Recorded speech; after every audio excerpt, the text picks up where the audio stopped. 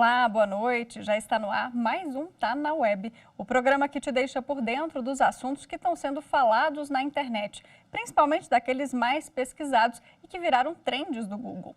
No início da semana, o termo submarino desaparecido foi muito pesquisado, gente. Foram mais de 500 mil buscas pelo assunto, porque o submarino que levava 5 pessoas e faria uma expedição, pelos destroços do navio Titanic, eles ficariam ali por 8 dias, desapareceu no meio do Oceano Atlântico. A viagem submarina começou no domingo e aí já na segunda não se tinha contato com a equipe que estava no oceano. Bom, para me ajudar nessa explicação aí, para a gente entender em que pé a gente está nessa história, eu chamo o Alexandre de Melo Guerra, que é doutor em Direito Civil, e também o Ralph Dias Silveira Costa, que é presidente do Tribunal Marítimo. Tudo bem? Bem-vindos. Boa noite, Alexandre. Boa noite, Ralph. Boa noite, Mariana. Prazer em encontrá-la. Boa noite, Mari. É uma satisfação muito grande. Só para esclarecer, na verdade, eu sou o presidente do Tribunal Marítimo, eu sou almirante, tá? Da reserva e trabalhei bom tempo na Força de Submarino, sou um oficial submarinista e também tenho uma experiência em resgate submarino, porque eu comandei um navio de resgate submarino. Que legal! Então você vai literalmente falar para a gente de como tudo funciona aí debaixo do mar, né? Vamos entender esses detalhes aí. Bom, então já começo com o senhor. A profundidade que esse submarino tá, a gente sabe que dificulta o resgate, né?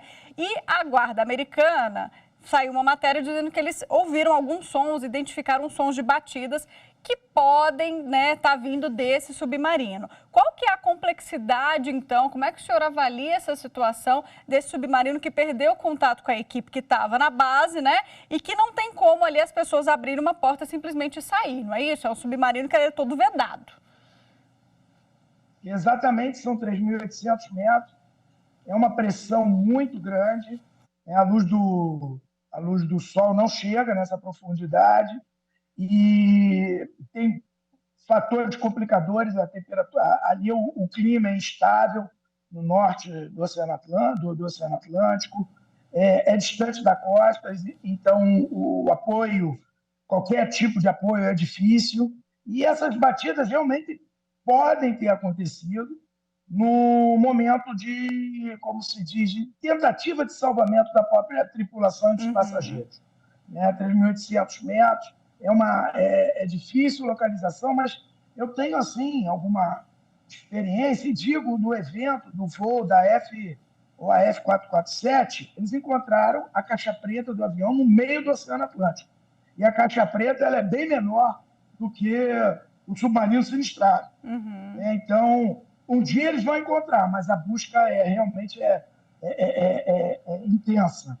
A questão que a gente vai explicar também daqui a pouco, Ralph, é justamente o oxigênio ali dentro, que existe um limite, mas daqui a pouco eu volto contigo. Deixa eu fazer uma pergunta aqui para o Alexandre sobre a obrigação jurídica. Quem se responsabiliza nesse caso? A gente está falando de um passeio turístico, esses passageiros junto com o tripulante, eles desceram para ver justamente os restos do navio Titanic e iriam passar dias ali fazendo essa expedição e não deu certo. Existe algum contrato jurídico? O que a gente sabe? Ou se não, se deveria existir, Mariana, justamente essa é a primeira perplexidade que esse problema nos coloca. Quer dizer, as novas tecnologias que cada vez mais entram na nossa vida e a capacidade que o direito tem de solucionar esses conflitos a partir de situações que originalmente não foram pré-estabelecidas pelo legislador.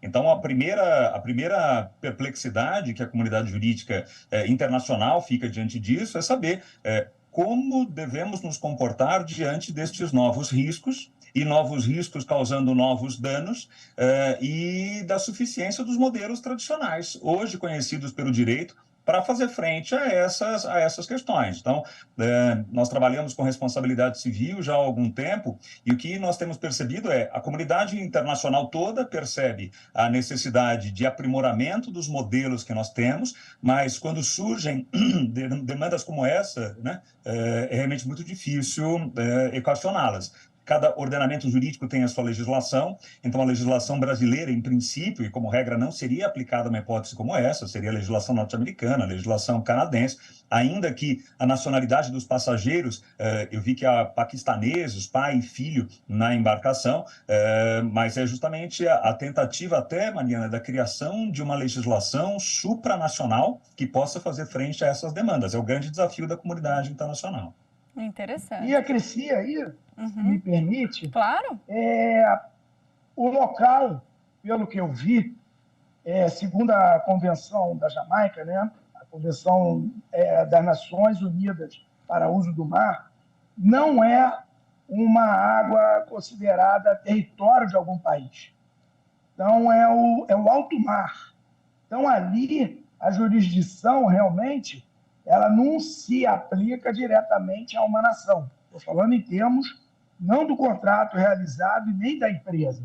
Mas se fosse, por exemplo, em águas territoriais brasileiras, o Brasil teria a obrigação desse salvamento. Mas ali, pela distância da costa, eu creio que não seja águas territoriais ou sob jurisdição do Canadá. Então, isso é um complicador também. Então, são convenções internacionais, como o juiz falou muito bem, supranacionais, não só... E cada país tem a sua lei, apesar de ter a convenção de uso do mar. Interessante. Bom, deixa eu retomar aqui só essa questão do oxigênio dentro do submarino, que a informação que a gente tem é que essa tripulação de 5 pessoas tinha no máximo 96 horas de ar de emergência, que acho que é o termo que é usado, até me corrija, Almirante, se não for esse termo, quando desceu pela primeira vez, né, mar adentro. E aí, esse submarino, ele tem 6 metros de comprimento e 9 toneladas, só para a gente conseguir também visualizar aqui, imaginar o tamanho, a dimensão e o peso também desse equipamento. Nesse caso, como é que funciona esse ar de emergência? Ele é justamente acionado, né, já sabendo quantas horas tem, e aí a tripulação, teoricamente, teria que voltar para a superfície, para essa base, e aí lá pessoas que estão do lado de fora teriam como abrir e as pessoas saírem. Seria esse o mecanismo? Perfeitamente. Normalmente essas operações são feitas com um navio-mãe, um navio de apoio. Então, ele sai, digamos, abastecido, ele tem a capacidade, pelo que eu vi, né, da superfície do mar até o ponto de encontrar o Titanic, são 2 horas de mergulho. Né? Então, a gente vê que não é uma coisa simples. E esse ar ele é previsto justamente para essa emergência. E uma série de complicações, que você vai consumindo oxigênio e vai expelindo o gás carbônico. E o teor de gás carbônico vai afetando a atmosfera e afeta também a percepção, né? Como é que se diz, a nossa estabilidade em termos de sobrevivência. Mas vamos torcer, né? Vamos torcer. A situação é muito complicada. Pode ser também que o submarino consiga ter vindo à superfície, já tenham localizado ele, mas isso tudo são especulações, né? Agora, em termos de oxigênio, realmente, a questão é preocupante, porque nós temos uma data e uma hora para esse oxigênio acabar. Entendi. Doutor Alexandre, o senhor mencionava sobre a preocupação, né, da equipe jurídica, né, que provavelmente vai cuidar desse caso, a falta de uma clareza, que a gente não sabe qual lei se aplica, mas vamos trazer aqui para um exemplo prático, inclusive na reunião de pauta a gente falava sobre um acidente que aconteceu aqui no Nordeste, numa tirolesa. Não sei se você se lembra, que simplesmente a pessoa, né, lembra desse caso? Muito emblemático. Sim. E aí a gente começou a se questionar, né, porque, bom, eu já fui algumas vezes em alguns locais turísticos aqui no Brasil e nunca assinei nenhum termo, né, de consentimento, dizendo que eu sei do risco e tudo mais. Aqui a gente deveria também aplicar, né, nesses, digamos, passeios mais radicais, que a gente tem, por exemplo, por dunas, tirolesas, até trilhas, né? Como é que o senhor enxerga essa questão? Perfeito. Vamos então, mas acho que há uma questão prévia, Mari, que eu acho que pode ser suscitada. Perceba que é interessante, né? Num momento como esse, empresas e as entidades de proteção de vários países agindo de uma forma solidária, justamente na tentativa de evitar o evento morte e de tentar minimizar o máximo possível, né, ao máximo, esses danos. Então, talvez uma das primeiras lições que um evento como esse possa nos causar, possa nos trazer, é o fato do evento ter ocorrido em águas internacionais, faz com que a comunidade jurídica hoje se sinta corresponsável, solidariamente responsável pela ocorrência dos danos, o que me parece que se nós tivéssemos 50 anos atrás, eu nem preciso de mais do que isso, talvez a situação seja a inversa, quer dizer, as pessoas veriam aquela situação dizendo, bom, como não há um vínculo jurídico, como o dano não ocorre no meu território, então lavo aqui como Pilatos, lavo minhas mãos. E a comunidade jurídica internacional faz exatamente o inverso. Quer dizer, eu li agora há poucos instantes que a França tem contribuído, tem enviado uma máquina de altíssima tecnologia para encontrar essas pessoas. Então, talvez a primeira lição que esse evento triste, né, logicamente triste, possa nos trazer essa fraternidade. Parece que ele suscita uma fraternidade supranacional. Se nós trouxéssemos essa questão para o direito brasileiro, aí me parece que a cor seria diferente. Então, no Brasil, nós temos uma regulamentação suficientemente aberta, nacional, para analisar essas situações. Especificamente nesse ponto, eu estaria, ao que tudo indica, né, o que a empresa nos mostra, numa relação protegida pelo Código de Defesa do Consumidor, por conta dessas pessoas que ali estão. Então, não seria um contrato civil, não seria um contrato empresarial, seria um contrato de consumo. E quando se está numa relação de consumo, aí, sabemos todos nós, existe um colorido todo próprio. Quer dizer, há uma tutela jurídica dada pela própria Constituição Federal para a relação de consumo. Então, nós teríamos, por exemplo, regras de objetivação da responsabilidade civil, isto é, o transportador ou aquele prestador de serviço responderia independentemente da existência de culpa de sua parte, justamente pelo fato de ter desenvolvido uma atividade, nesse caso, manifestamente geradora de um intenso risco. Quer dizer, há uma dupla fundamentação à responsabilidade, seja porque eu estou no ambiente da relação de consumo, no qual a responsabilidade civil independe da culpa, seja porque eu estou numa hipótese abarcada pela chamada teoria do risco. O que diz essa teoria do risco? Em regras muito, muito gerais, quem cria uma situação de perigo responde se esse perigo converter-se em dano. Assume, né? Então, na legislação, assume e responde civilmente, sem dizer da responsabilidade penal, sem dizer de toda outra responsabilidade, mas civilmente seria muito difícil que se invocasse, por exemplo, uma falha no funcionamento, uma falha no controle, algum evento externo, porque isso, aqui no Brasil, muito provavelmente nós veríamos como aquilo que é o chamado fortuito interno. O que é o fortuito interno? É aquele acontecimento, em princípio, imprevisível e inevitável, mas que se insere na linha do desdobramento causal daquela própria atividade. Seria um dano previsível, embora não desejado, mas um evento previsível. E, por conta dele, responde o prestador de serviço, responde o fornecedor. Então, entre nós, a situação teria um outro contorno. Entendi. Bom, uma excelente explicação. Almirante, agora, esse tema é muito curioso e tanto é que está nos trends, né? Muita gente pesquisando, porque não é algo da nossa rotina, não é algo que a gente está acostumado a falar, mas eu imagino que o senhor já tenha, né, uma bagagem aí, um histórico estudando essas questões. E me conta aqui, é a primeira vez que acontece ou já aconteceu de um naufrágio, ou não sei como é que a gente pode falar, de um desaparecimento, né, de um submarino antes, ou essa seria um ineditismo, né, essa questão? A questão toda que envolve o ineditismo é justamente isso que o Luiz Alexandre falou, é porque, na verdade, a comunidade, digamos assim, subaquática, trabalha com acidentes de submarino, ela trabalha mais voltada para submarinos militares. Né? Esse é um submersível, né? Que tem uma diferença do submarino. O submarino tem uma autonomia maior, tem uma capacidade de sobreviver mais tempo, tem uma autonomia muito maior. E o submersível não, ele está sempre dependente ou da superfície ou de voltar à superfície. Essa é a grande característica. Né? E temos exemplos, vários exemplos de submarinos sinistrados e normalmente com o desfecho não tão favorável aos tripulantes. E a questão toda, eu acho que é justamente, e acho que isso pode ser um estudo de caso no futuro, voltado para a justiça, né? Não voltado para a atividade de resgate. Essa comoção internacional sempre acontece quando nós temos um submarino sinistrado. A gente normalmente comenta submarino sinistrado. Não deixa de ser um naufrágio, mas essa questão internacional é que eu acho que traz um ineditismo e com civis a bordo de um submarino, de um submersível, no caso. Que eu acho que o mais diferente é isso, né? Porque era uma questão de turismo ali, as pessoas estavam ali porque elas queriam, inclusive, pagar e pagaram caro, né, por esse passeio e aconteceu justamente, enfim, o que a gente está vendo, né, de estar desaparecido. Bom, gente, eu adorei o nosso bate-papo, eu preciso continuar aqui com o programa, mas eu agradeço muito a participação de vocês, Almirante Ralph, doutor Alexandre, muito obrigada pelos esclarecimentos aqui. Prazer todo nosso. Eu que agradeço. Até logo.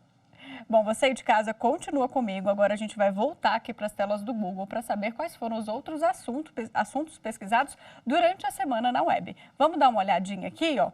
A gente separou alguns destaques. Nosso primeiro destaque é o trend Sabatina Zanin. A CCJ, que é a Comissão de Constituição, Justiça e Cidadania do Senado Federal, começou hoje de manhã às 10 a sabatina do advogado Cristiano Zanin, indicado pelo presidente Lula a vaga no STF aberta com a aposentadoria do ministro Ricardo Lewandowski. Ele foi aprovado pelos senadores por 21 votos em uma sabatina que durou 8 horas. Nosso próximo destaque, Minha Casa, Minha Vida. Esse destaque teve presente nos trends porque tem novidade no programa. A taxa de juros caiu 0,25% e o limite de renda de quem pode participar do programa passou de R$ 2.400 para R$ 2.600. Além disso, o subsídio também pago pelo FGTS pode chegar a R$ 55 mil. E o nosso último destaque, a gente separou aqui nos trends do Desenrola Brasil. Esse é o nome de um programa, né, do governo federal que começa agora em julho e tem o objetivo de ajudar o brasileiro a quitar as dívidas e também reduzir aí os índices de endividamento que estão muito altos no país. Vai ser tudo feito por uma plataforma digital e aí vai ser dividido em duas faixas, né? A primeira vai abarcar pessoas com dívidas de até R$ 5 mil e a segunda faixa do programa é destinada às pessoas que têm dívidas com bancos. E aí, mais para frente, a gente divulga aí o site desse programa. Bom, a gente faz agora uma rápida pausa, é bem rapidinho, tá? Eu volto no próximo bloco com mais informações e te espero. Não saia daí.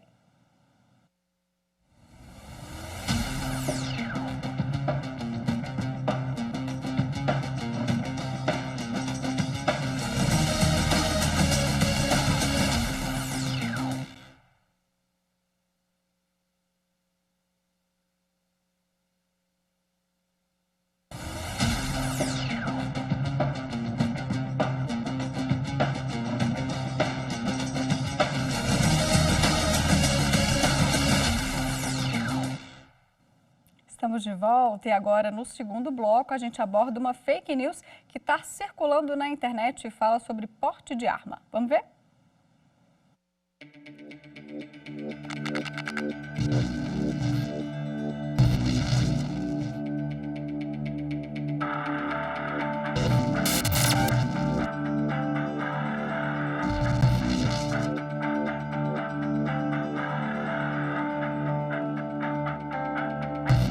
Esse cenário, ele é uma grande falácia e realmente não existe. A legislação brasileira, ela não permite que esse tipo de mudança seja feita, inclusive para os procedimentos, para os processos referentes ao porte de arma. É necessário que você, além de ter qualquer outro tipo de capacitação supostamente teórica ou teórico-prática, você passe pelas mãos de um instrutor credenciado pela Polícia Federal, você passe pelas mãos de um psicólogo também credenciado na Polícia Federal e, além do curso, esse instrutor, em um primeiro momento, ele vai verificar se você possui o que a gente chama de proficiência, se você possui a qualidade para que consiga executar um disparo de arma de fogo e que consiga também ter um bom manuseio desse armamento. E junto com isso, esse psicólogo ou psicóloga também tem a responsabilidade de avaliar se você possui condições emocionais, condições psicológicas para que você possa ter acesso ao armamento, para que você possa fazer uso de uma arma de fogo. Então, essa é uma grande mentira. aí para a gente conversar sobre esse assunto. Eu chamo aqui no telão comigo o Mauro Sturmer, que é professor e advogado. Tudo bem, professor? Quanto tempo? Bem-vindo aqui ao Tá na Web. Tudo bem, Mariana? É sempre um prazer falar com vocês, contribuir um pouquinho com essa ferramenta de democratização, não só de informações para evitar fake news como essa que queremos falar agora, mas também para a democratização do conhecimento do ensino jurídico. Sempre é um prazer estar por aqui. Que bom. Bom, vamos lá então esclarecer, né? Primeiro, é qualquer pessoa que pode fazer um curso e tirar um porte de arma? Como é que funciona esse processo legalmente falando, professor? Perfeito. Mariana, nós temos uma reserva legal, ou seja, somente lei federal pode tratar do porte de armas, e nós temos a Lei 10.826, que é o famoso Estatuto do Desarmamento. E ela diferencia, é importante que a população saiba, o que é posse do que é porte de arma. A posse de arma de fogo, Mariana, é para você ter essa arma na sua casa. Já o porte é para possibilitar a condução desta arma na rua, vamos dizer assim. Uhum. Para ter tanto a posse quanto o porte de arma de fogo, é necessário autorização da Polícia Federal para as armas de uso permitido, no sistema chamado SINARME, ou até mesmo do Exército Brasileiro no SIGMA, que é o Sistema de Gerenciamento Militar de Armas. Por conta disso, percebe-se que não é qualquer pessoa que pode ter essas armas. É preciso passar por uma análise de um policial federal, de um delegado federal, antes disso, de um psicólogo, de um teste de tiro. É um ato jurídico bastante complexo a concessão do porte de arma de fogo. Entendi. Bom, quanto tempo que demora esse processo? Que é interessante a gente explicar também que não é algo imediato, né? A gente viu ali que na fake news o que se falava era que fazia um cursinho ali rápido e você já conseguia esse porte. Mas não é bem assim. É um processo demorado, professor? Perfeito. É assim, Mariana. Por quê? Porque para ter um porte de arma, primeiramente nós devemos ter uma arma registrada em nosso nome. E só essa fase do registro, que funciona mais ou menos assim para o cidadão entender, ele vai até a Polícia Federal e diz, né, para o setor da Polícia Federal responsável o porquê que ele deseja ter esta arma. E nesse caso, se for autorizado, será a posse de arma mediante o registro. Ele faz o registro na polícia e aí ele pode ter essa arma na sua casa. É um ato bastante demorado e bastante complexo e não é todo cidadão que consegue ter essa arma. Agora, se ele quer portar essa arma na rua, aí realmente o lapso temporal é bem maior e as exigências também o são. Seja pela idade, seja por uma questão importante, Mariana, que é a pessoa provar ao delegado de polícia o porquê que ele quer essa arma, seja na casa, seja na rua, no tocante à necessidade de estar armado. Eu quero estar armado porque a minha profissão é uma profissão de risco, eu quero estar armado porque existe uma eventual ameaça já registrada, etc, etc. Mas é, sim, um ato bastante complexo. E o Estatuto diz que a autoridade competente para a concessão do porte, no Brasil, é somente o delegado de Polícia Federal. A Polícia Federal é o órgão responsável por isso. Então, não existe como um curso me dar esse porte, não. Só quem dá esse porte, um detalhe importante, ele é discricionário. O que significa isso? Significa que o delegado vai analisar a conveniência e a oportunidade de dar o porte. Ele pode chegar e dizer assim, o Mauro não tem condições de ter o porte de arma, e ele vai fundamentar isso. Ele diz, não, a Mariana, que é uma pessoa mais centrada, uma repórter de alta qualidade, ela sim pode ter esse porte de arma. Tá certo. Nossa, entendi direitinho. Ficou ótimo, professor, a explicação. Bom, e sempre vale a gente lembrar também que, diante dessas fake news que viralizam, né, e o WhatsApp, a gente passa para frente e tudo mais, a gente tem que lembrar que existe, tem que avisar a tia do Zap que existe perfil oficial da Polícia Federal, existe fontes oficiais, né, existem fontes oficiais que a gente precisa buscar essas informações para não cair em fake news. Professor, muito obrigada pela sua participação e pelos esclarecimentos aqui, viu? Mariana, estou sempre às ordens, é sempre um prazer estar aqui hoje online, mas já tive o privilégio de estar ao vivo aí no Saber Direito com vocês, com a querida Ana, que eu deixo um beijo aqui. Então, estamos sempre às ordens aqui. Bom trabalho para vocês, professor. Aí. Boa noite, até lá. Bom, é isso, a gente fica por aqui, mas você não deixa de seguir a TV Justiça nas redes sociais. A gente está no Instagram, no Twitter, no YouTube e também no Spotify. Nosso arroba é esse que está aparecendo aqui embaixo, @Rádio e TV Justiça. Você encontra a gente em todas as redes. Muito obrigada pela sua companhia e eu te espero então na próxima semana. Até lá!